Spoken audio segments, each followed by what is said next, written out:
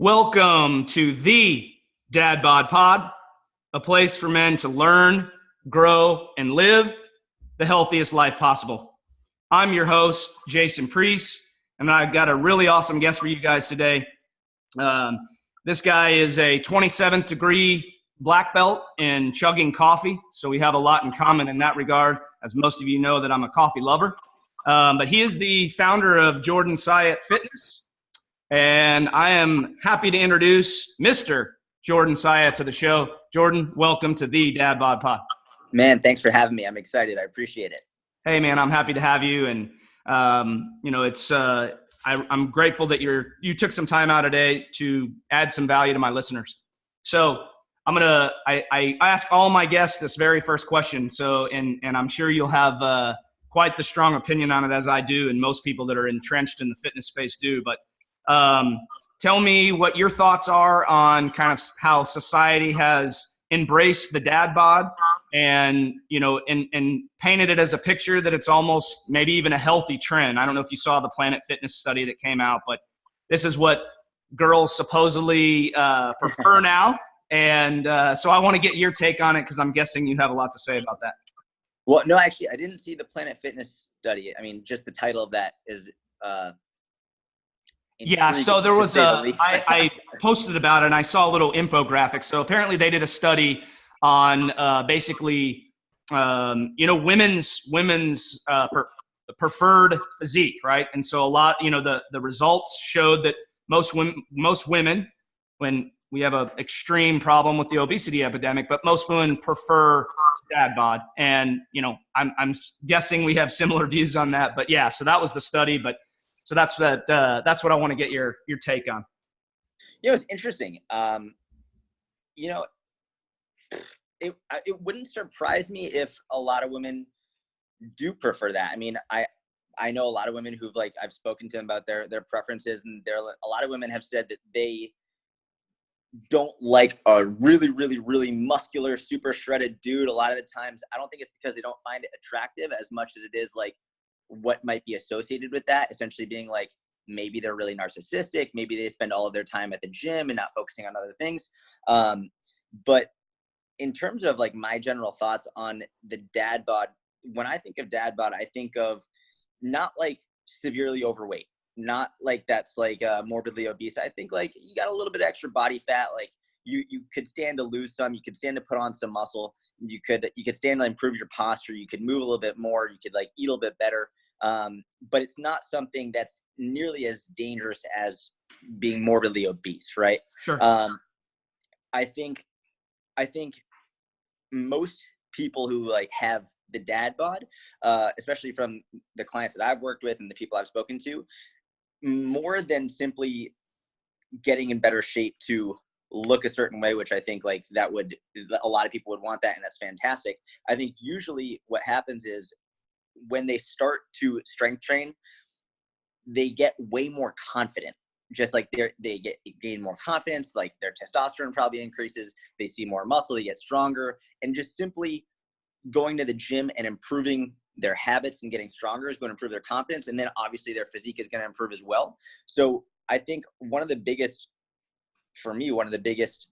components that needs to be discussed is I don't think a lot of people, especially as you get 35, 40, 45, I don't think a lot of men are as motivated by their physique as much as they are their health.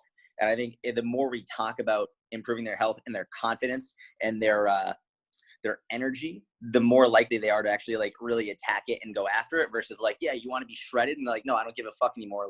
I don't really care. So I think that's what really has to be discussed, especially for that dad bod demographic. I think you hit on a huge point there, because I agree with you wholeheartedly. And to be honest with you, I say this often, but especially for those who are even the slightest bit overweight and who aren't active and who don't eat healthy on a regular basis, most people don't realize how good their body's designed to feel.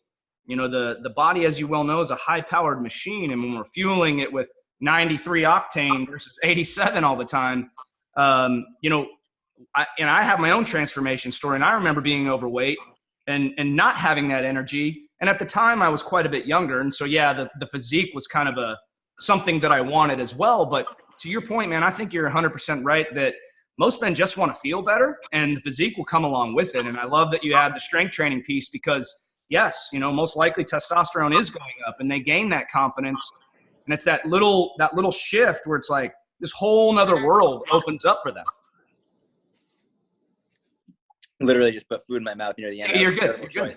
But, it's really interesting. I think, especially nowadays, there's a lot of, in society and politics, there's a lot that's really pushing against men right now, unfortunately. And I think one of the best things that men can do in order to be better men is to strength train, because what's going to happen is they're going to improve their confidence. The testosterone will increase, but what's going to happen is, I think a lot of times as you get older and testosterone can naturally drop and like you're losing muscle mass and you're getting tired, maybe you're putting on some body fat, confidence is going to decrease, energy is going to go down. And the mental flip that can happen from lifting heavier weight and seeing yourself improve, seeing more muscle stack on your body, like physically lifting a load and getting better and better, it can legitimately change not just how you are in the gym, but how you act in life, and taking more control and taking action, taking responsibility, like leading the life that you want to live. And it's really amazing to see a lot of men doing that as they're getting older. I think it's easier when you're younger and you don't have as many responsibilities, stress isn't as high. But as you get older and there's so many things going on, especially if you're a business owner or regardless, even if you're just like, you have family, kids, whatever, it's tough. But to see that flip and to see that excitement and that energy come back, it's amazing. No, and it's funny you say that, because I would venture to say that's one of like the most important reasons that I feel so fulfilled with doing what I do, is seeing that flip, man. And I'm sure you have the same thing. Like when your clients, it's like that light bulb and that golden moment for us as people who are coaches or trainers. It's like you see that light bulb go off in their head and it's like, yes, now like I've finally gotten through to them. And now this whole other world opens up for them. I love that. Yeah, man, 100%. So I guess my next question to you would be, why do you feel like, what do you think the main barrier is between men who either have a dad bod or even worse, are morbidly obese? What do you think the biggest barrier for them is getting into the gym? Because I'm going to tell you, I think I was reading one of your Instagram posts recently about, I think you're doing some bodybuilding training. Yeah, you hired about it. Yeah. So, the part that really stuck out to me, because I think this is where a lot of men go wrong, or their thought process is wrong, but the part that stuck out was that the minimal time that you have to spend training to do that. And so what do you feel like, and what are you saying, what do you think the biggest barrier is between men that aren't doing anything active to getting into that routine and finding that confidence? It's a great question. I think it's a multifaceted answer. There's a lot to it. And I would say number one is literally the hardest part is just getting back in there the first time. Like that is by far the hardest part. And there's a lot of reasons for it. I mean, one of the most common excuses is which is what it is like, I'm really tired. I don't have time. And it's really hard. It's really hard. And the way that I've always sort of approached that is like, you're right. It is really, really hard. It's very difficult, but not being happy and not being healthy and not having energy is also very difficult. So you sort of have to choose your difficult. Do you want to be unhappy? Do you want to be not confident? Would you prefer short-term comfort leading to long-term dissatisfaction and health issues and confidence issues? Or would you prefer short-term discomfort and long-term happiness and long-term health and confidence? And the answer is always, always, always the second. They would prefer to push through that short-term discomfort for that long-term happiness. And another sort of discussion that I'll have is like, listen, when you're 90 years old and you're looking back on your life, are you going to be more proud and happier that you stayed in bed and watched Netflix or got an extra hour of sleep or didn't go to whatever it is? Or are you gonna be more proud that you said, fuck it, I have to do this because it's the right thing to do, and you got up when you were tired after a long day of work or early, whatever it is, and you got in the gym? And it doesn't have to be a world record workout. It doesn't have to be amazing, but you got there. You did it. What are you going to be more proud of? What are you going to be proud to tell your kids and your grandkids? Like, what's going to be the one thing that makes you a proud and happy individual to look back on your life? And it's always the answer of what they know in their gut they should be doing, but they're not. And I think a lot of, especially on Instagram nowadays, but in general, people tend to say like, oh, fitness is easy. They downplay it. Yes. Because when they do that, it's easier to sell something. It's easier to sell ease than it is to sell difficult. And I think you and I are on the same page with, it's not easy. It's really fucking hard. But yes. That doesn't it doesn't make it okay not to try. If anything, it's more of a reason to do it, because anything in life that you've been proud of was probably very difficult. Yes, 100%, man. Anything worth doing is difficult. And I love that you brought up the life is hard thing, because it's something that I say a lot. But, because I've lived the fat life and the fit life, and they're both hard lives. One of them just gives you, the ability to have longevity and actually feel good about yourself. But life is hard regardless, right? There's no easy life. Like, we can sit here and talk about any aspect of life. Life is hard.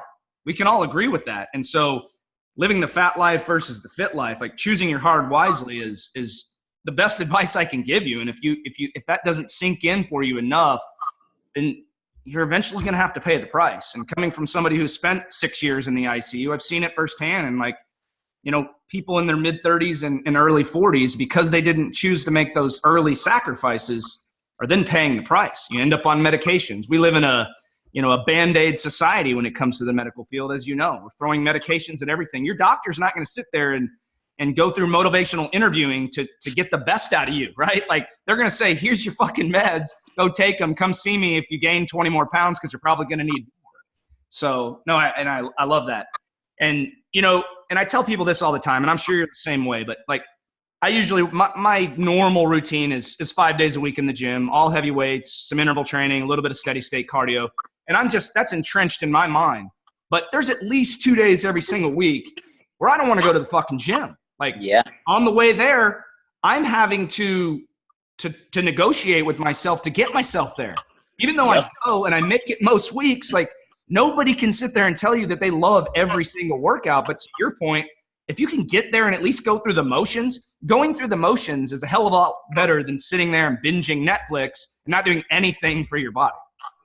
I couldn't agree more. We're very much on the same page. I didn't make this up. I forget who did. It might've been Dan John, but I've always, the example that's always hit home with me is the rule of 5. For every 5 workouts, you're going to have one workout that's great. You're going to have one workout that's absolutely terrible, and 3 workouts that are just like, okay.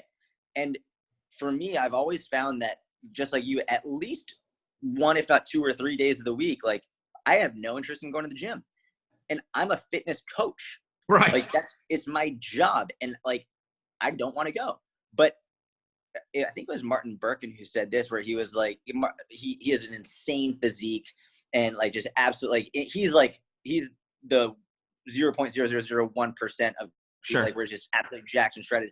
But I remember where he said something to the effect of, someone asked him, like, how do you always stay motivated to go to the gym? He's like, I'm not motivated to go to the gym. I look the way I do because I go when I'm not motivated. Yes. It's like when you fight through it. And it's a big topic. Like, one of the most common questions I get, I'm sure you do too, is how do I get more motivated? And it's a misleading and it's the wrong question to ask, because when you're looking to get motivated and you're asking, well, how do I get motivated? The only way to get motivated is to first take action. Most people think like, okay, so first I need to get motivated and then I'll take action. It's wrong. It's not how it works. First you take action, then you see results. Then from those results, you get more motivated and you take more action. If you're sitting around looking for something to get motivated, you're never going to get the fuck up. You need to grit your teeth and get the fuck in there. And then after a while of gritting your teeth and making very difficult decisions that you know in your heart is right, but it's hard, then it will become a habit. But even when it's a habit, it doesn't mean it's easy. It's still fucking hard. Yes, I can't agree with you more. It's funny you say that, because I often tell people that you don't need motivation. Like motivation is internal. And, you know, everybody wants to rely on these motivational memes and motivational videos. And I'm not going to tell you that there's not some cool Denzel Washington motivational video floating around, right? Like I'll watch that for 3 minutes because it's cool. But at the end of the day, that's not what's going to get your ass to the gym. And I love you talk about gritting your teeth and just fucking doing it, because there's a David Goggins quote that, you know, he says that, and he's extreme. Obviously, he's got a mindset that most people will never have, but he says that you've got to be ready to go to war with yourself. And that resonates with me because I go to war with myself every single week just to get my ass there, even though I'm there 5 days a week, almost religiously. Like you said, at least one, maybe two, I don't want to go. So yeah, no, that's huge, man. So I guess, you know, we're definitely on the same page here in terms of that stuff. And so I want to transition a little bit into your backstory. I know you've done some powerlifting in the past. So tell me about kind of your history, and then what your current regimen looks like, and what your, you know, I guess, what your routine is like on a weekly basis. Yeah. So, I mean, I got really into fitness from wrestling. I wrestled my whole life. So I started wrestling when I was 8 years old. And then when I made it to high school, when I was a freshman, I made varsity. So I beat a junior out for the varsity spot. But I was cutting a ton of weight. I was, you know, I'm small. I'm super short. I'm 5'4". And when I went into high school, I competed at 103 my freshman year, but I was cutting from 112.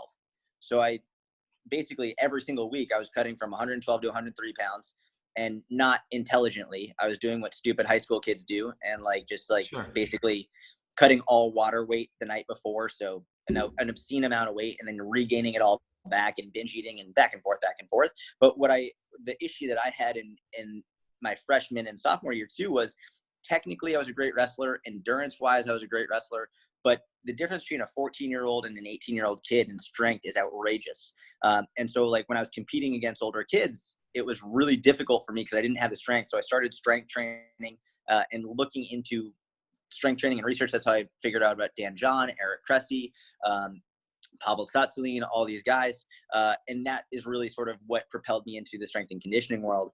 And then from there, I got into powerlifting after I stopped wrestling. I was fortunate. I did well with powerlifting. I was naturally gifted with that. The deadlift was my favorite lift. That was my bread and butter. I ended up deadlifting 4 times my body weight. I pulled 535 at 132. That's awesome. That was a big goal for me. Basically, I remember when I first hit 315 and I realized 405 would be 3 times body weight. And I was like, I don't think that's going to be that hard. And then when I finally hit 3 times body weight, I was like, I want 4. Like, I was just like, so literally that was my sole focus. And that brings up a certain aspect that can really play into motivation, which I think is competition, like creating self-competition, whether or not you're actually going to compete in something or an event, but creating competition within yourself, I think is one of the best ways to increase motivation and getting there. But so I competed in powerlifting, and then after I hit 4 times body weight, I retired from that. And now I spent my entire powerlifting career deliberately not trying to get bigger, because I competed at 132 and I walked around at about 140, 145, which means like I had to cut from 145 to 132 to compete. And I didn't want to get up to 150, 155, 160 because like that would just suck. So now that I'm not competing and I have more time, I want to actually build more muscle. Not even from an aesthetic perspective. Actually, I'll tell you, I haven't even discussed this publicly yet. But I've been really going hard on YouTube lately. And when I was competing in powerlifting, no one ever really questioned anything because I was obscenely strong. And I was putting up powerlifting videos and people were like, Jesus Christ, this kid's tiny, but like he's ridiculously strong. But because I've been coaching Gary Vaynerchuk for the last 3 years and I put my own fitness on the back burner, I haven't been lifting heavy. Now, like there were comments coming in being like, does this guy even lift? Blah, blah, blah. I was like, fuck you guys. I'm going to get big now. So basically I hired a bodybuilding coach because that's not my specialty. So I've been doing bodybuilding and I've put on a significant amount of muscle recently, and with literally the goal of literally just being like, hey, fuck you guys. Like, I can do this shit, right? Yeah. I love it. It's been great. It's like, it's worked out really well. Like, I like it. My girlfriend likes it. It's like the response from people have been like, holy shit, like, you're putting in work. This is great. So as of right now, I train about 4 days a week with it's a push-pull split. That's really it. And push-pull legs. And it's very, I will say one thing about this. A lot of people look at training programs. They're like, okay, well, how many days do you train? How many rest days between those? In the nature of my job is I travel a ton. I travel constantly. I don't have no 2 days look exactly the same. I don't go to an office. Like, I'm constantly going. So some days I'll train 2 or 3 days in a row, and other days I'll take 3 or 4 days off in between training. And I think a lot of people get really set on this 7-day week. Sure. Like, it has to be like perfect, but like, that's a 7-day week is made up. We made that up. And like, for me, maybe my results like might have been slightly better if there were times when I didn't wait 3 or 4 days to train. But like, as long as I'm being consistent, I'm going to keep making progress. Like, what if I take 3 or 4 days, like every now and then between training sessions, or if I miss a whole week, it's not the end of the world. Like, it's not a problem. Yes. As long as you get back in there. I think a lot of people let this idea of, oh, I missed a day, now what? Or I took a vacation, now what? Get the fuck back in the gym. That's what. It's like, it's not a big deal. The 7-day week is made up. Like, it doesn't matter if it's 24 hours, 48 hours, 72 hours. Just get the fuck back in there. Put your muscles under some load. Overcome some resistance. Get stronger. Improve. And that's it. Day after day. I love that, man. And I want to add 2 things on there. I like that you have the fuck you mentality in terms of, proving any doubters or haters wrong, but that's like not your number one priority. It's like, I love that you've stepped outside of your comfort zone to get into some bodybuilding, which, I did that for a while myself. And it's, as you know, the nutrition aspect of that is the toughest piece. But I think what I really love about that and is valuable for my listeners is the fact that you don't have this set routine that it has to be this way. Like, I tell people all the time, man, like, life is going to happen. You're going to have setbacks. You're going to have vacations. You're going to sprain an ankle. You're going to get sick. This shit happens. And you've got to have that mentality where it's always that 1% better. Like, I know that when I feel better or my ankle feels better, I'm right back in the fucking gym. And you don't let 2 weeks become 2 months. And then it's a year before you've been in the gym again. And I agree with you. That's where a lot of people do go wrong, man. It's it can become a vicious downward spiral. Yeah, it really stems from, I think, when people feel like they screwed up, when they feel like they messed up or they failed, then they use that as a justification for not getting back on track, yes. Which is a very dangerous route to go. It's where like someone goes out, they have some pizza and beer on a Friday night, and like, I fucked up, so I might as well just get back on track on Monday. It's like, dude, it's Friday fucking night. Like, get back on track tomorrow morning. Like, relax. Like, it doesn't give you like, you didn't screw up at all. Just now get back on track on Saturday. Like, you didn't mess up. But like, when they say I'll get back on track on Monday, now they're like, okay, that means I only have 2 days left to eat as much as I fucking possibly can before I have to go back to my routine. So then they go way overboard and they set themselves back further than if they just like enjoyed the Friday night and then got back on track the next day. Yeah, it's just compounding that, compounding your already fuck up that we're very quick to beat ourselves up over little shit, but we're very reluctant to take credit for our small victories, right? Like, that's how we act. And that's a lot of people's approach. And it's like, if you take credit for your small victories, and whether that means you woke up before your damn alarm clock, like, for me, that's a win. That's a win to start the day, right? Yeah. Most people don't look at it like that. These things add up, but we're very quick to beat ourselves up over a Friday night with pizza and beer and let it become this huge fucking problem that then just prevents us from making progress further down the road. So it's really interesting how we treat ourselves versus how we would like treat our best friend. For example, like, if your best friend told you like, oh man, I fucked up. Like, I had like a whole pizza and a couple beers on Friday night. Like, I screwed up. Like, you would never say like, yeah, you're right. You fucked up, dude. Like, yeah. You should just quit. Like, you would never say that. You'd be like, right. Shut the fuck up.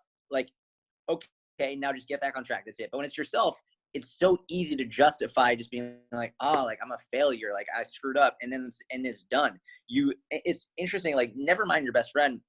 I think most of us, would be nicer to our worst enemy than we Yes. are to ourselves sometimes. It's like, you got to treat yourself like you would treat a friend of yours. You got to treat yourself like you're someone that you're taking care of.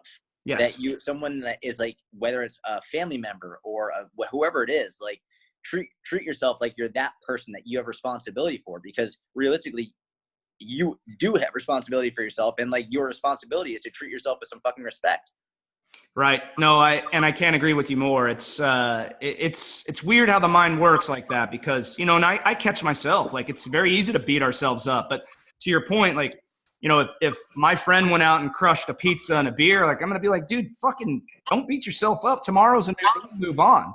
It's very like, why can't we do that with ourselves? Right. Yeah. 100%. Yeah. So I want to get into a little bit, just real quick on the Gary V stuff. Like, how did that come to fruition? I know that Gary's talked about you before, you know, in some of his social. So how did you guys connect? And I know you told me before the show that you lived in Israel for a little while. So how did that connection come about? Yeah. So it's a long story. So I'll give you the short version. But I started my website when I was in college, when I was actually training at Westside Barbell for powerlifting, which is like, if you don't, it's the strongest gym in the world. Like, their weakest guy, their chump squats 800 pounds. So I was training there, and I started my website. I didn't expect to start a business. Like, I didn't online coaching wasn't really a thing then. It was 2011. Like, no one was really doing it. Instagram literally didn't exist. What I was doing was I created a website so that I could document my training. So I could like post videos on YouTube and write about what I was learning.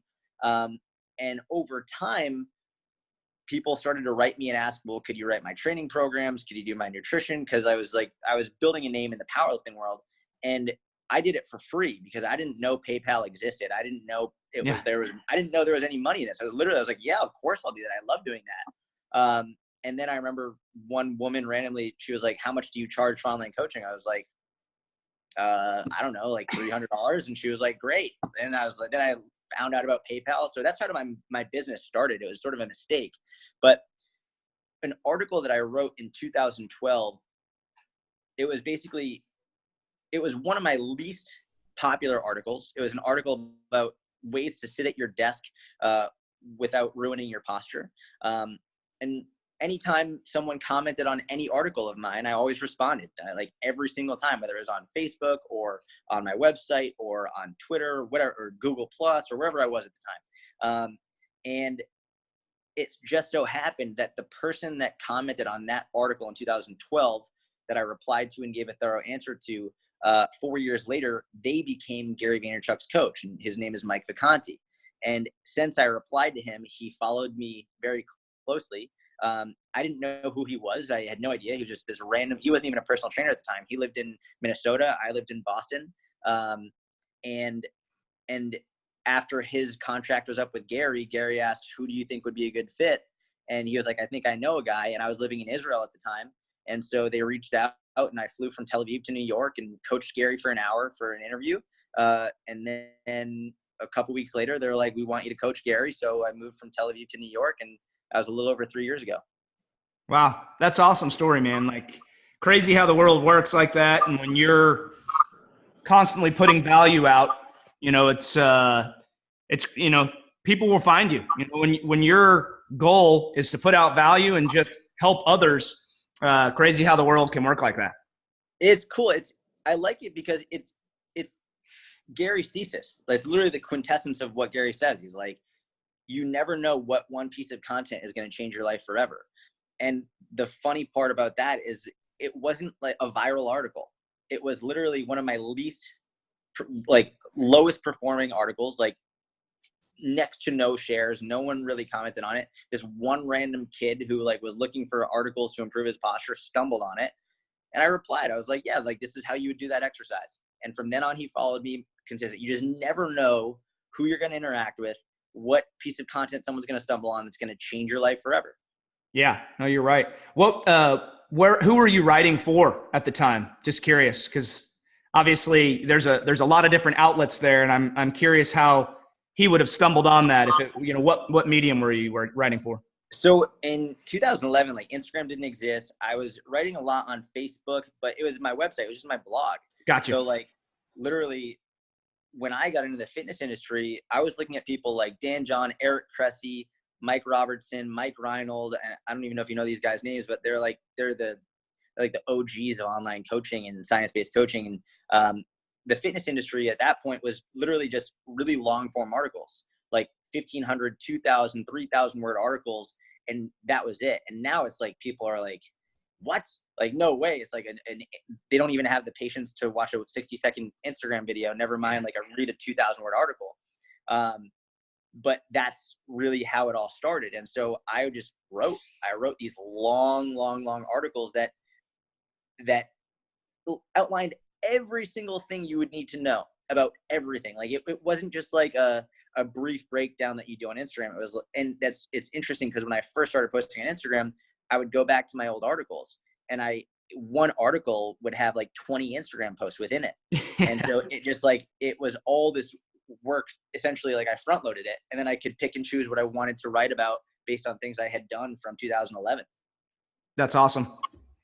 No, I appreciate you sharing that, man. Well, I know we're wrapping up on time. I just wanted to, kind of, for my listeners out there who are struggling, and then really anybody that you come across who's really just struggling to get started, what is your best piece of advice for somebody that just can't get over the hump in terms of health and get their healthy lifestyle started? What do you usually tell people? I'd say a couple things. Number one is this. That's very common. It's more common than it isn't. Like if it wasn't common, then we wouldn't have an obesity epidemic. Like, I think a lot of people, they feel guilty and they feel ashamed because they know in their heart and in their gut and in their mind what they should be doing, but they're not doing it, and they don't talk about it, and they feel alone. You're not alone. You're actually, like, most people are feeling the exact same way. And when you know that, you can sort of eliminate the guilt and the shame, because that sort of compounds the issue. So you're not alone. Get the fuck over that. You're not alone. From there, a lot of people really overcomplicate this. Like they feel like they need the perfect program and the perfect diet, or else what's the point? And I actually just made a post on Instagram about this yesterday, just being like, listen, strength training is very simple. You got to pick stuff up. You got to carry stuff. You got to twist stuff. You got to lunge stuff. You got to squat stuff. You got to push stuff. That's it. Just stuff. Just push stuff, lift stuff. That's it. Don't overcomplicate it. Doing something is always better than nothing. And if that means going for a 20-minute walk, boom, that's a win. Like you said, if you wake up before your alarm, that's a win. If you drink more water one day, that's a win. It's just doing something. It's one thing. So don't overcomplicate it. Don't think you need something perfect, because I've always said the perfect plan inconsistently followed will produce way worse results than an okay plan consistently followed. It's like, what's the point of having the perfect plan if you're not going to follow it anyway? Like, do something that's okay, and you'll get way better results as long as you're consistent with it.